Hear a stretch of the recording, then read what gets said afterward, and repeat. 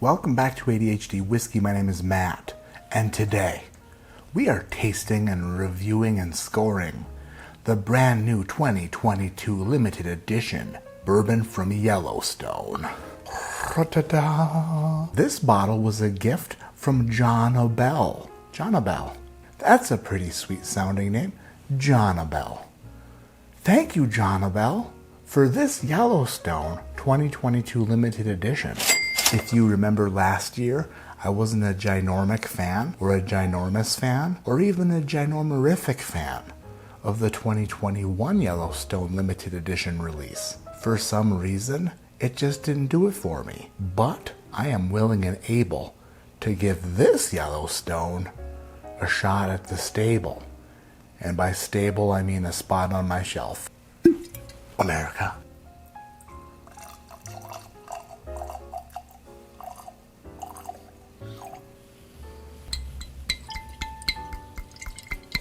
(2022) limited edition hand-selected Yellowstone 101 proof Kentucky straight bourbon whiskey finished in Marsala Superiore casks. Marsala Superiore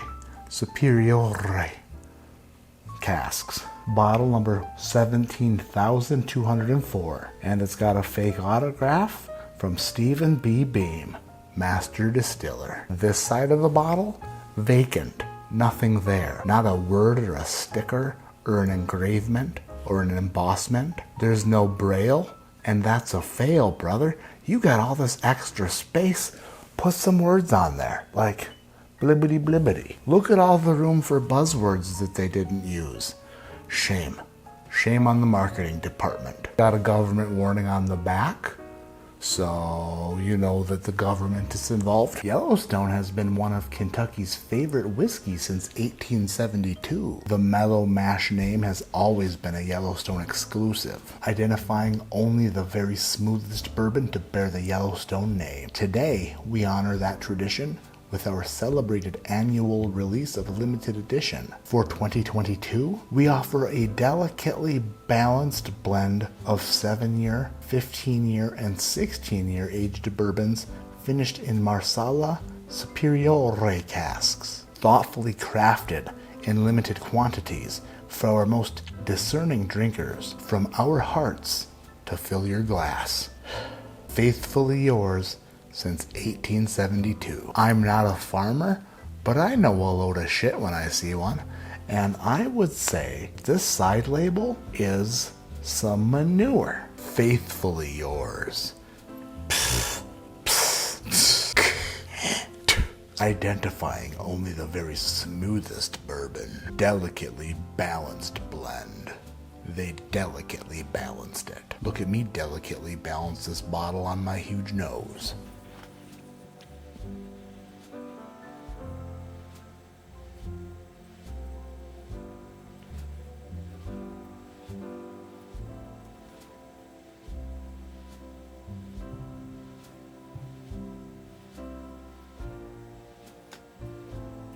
Damn it, I can't do it.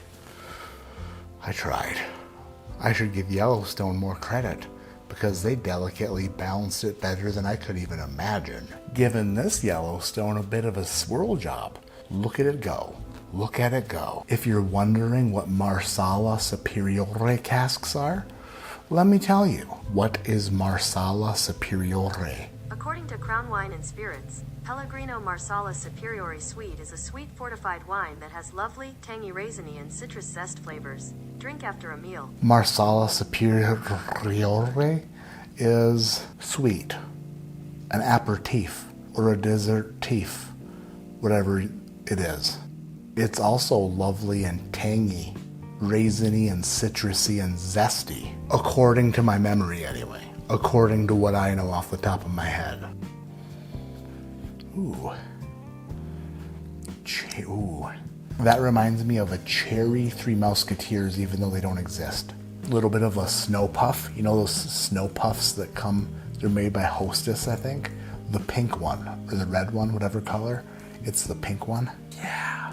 Chocolate cherry marshmallow. The nose on this 101 proof Marsala finished Kentucky straight bourbon whiskey is what I would consider to be nice. There is a bit of zestiness there. This bourbon is zest to impress, if you know what I mean. Also picking up a bit of orange peel, possibly the pith of the orange, the white part between the peel and the fruit. A lot of good nutrients in the pith. Yeah, the nose is wonderful. It is tangy, a bit citrusy, a bit chocolatey, a bit marshmallowy. Even if this whiskey tastes like trash, I would still say this. Smells good. Definitely smells good.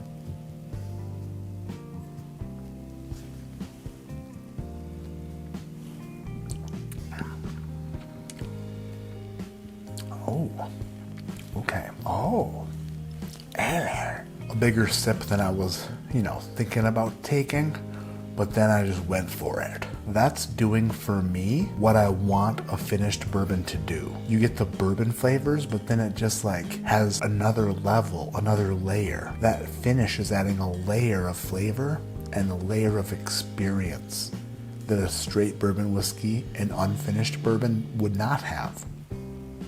Cinnamon raisin bagel. There's some cinnamon raisin bagel happening there, and I've never used that tasting note before. I'm having a hard time describing the way that these flavors are presenting themselves because it's actually quite nice. This isn't something that I experience on a lot of bourbons, especially a lot of finished bourbons. This finished bourbon is finished very well.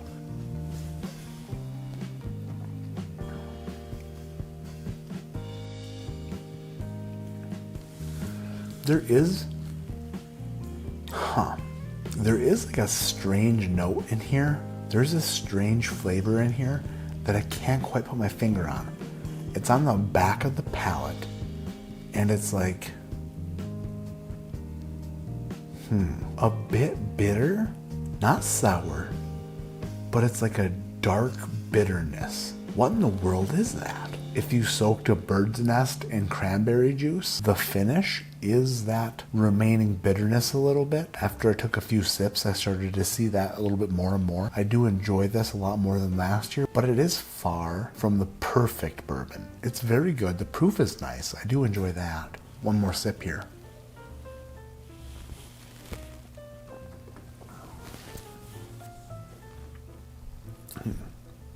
The more I sip it, the more that finish is becoming apparent and like a bad parent. Wow, now I have mixed feelings. Son of 3 Bs. I may revisit this in the future and like it even more, and then I'll rescore it. But tonight, that finish, that note, that one little note, which isn't even little, it's actually pretty prominent. It's a pretty prominent note in the whole arrangement of flavors that this profile is presenting.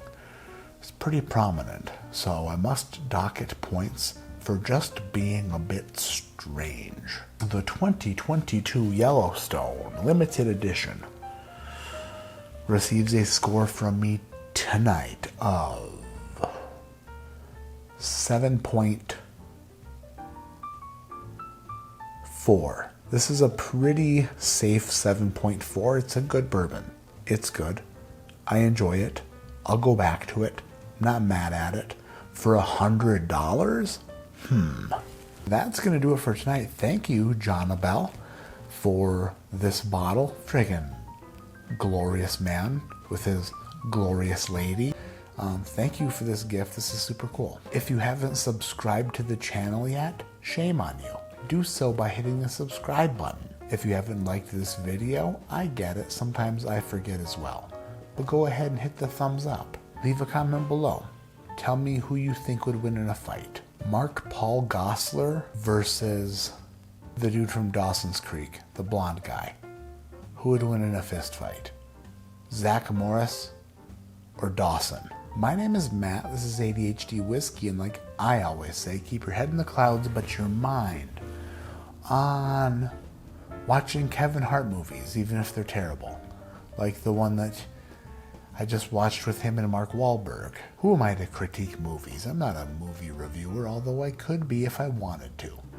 And my official review of the Kevin Hart movie with Mark Wahlberg titled Me Time is that movie is a solid bad movie. Were there parts that I giggled? For sure. Absolutely. But bad. Solid bad.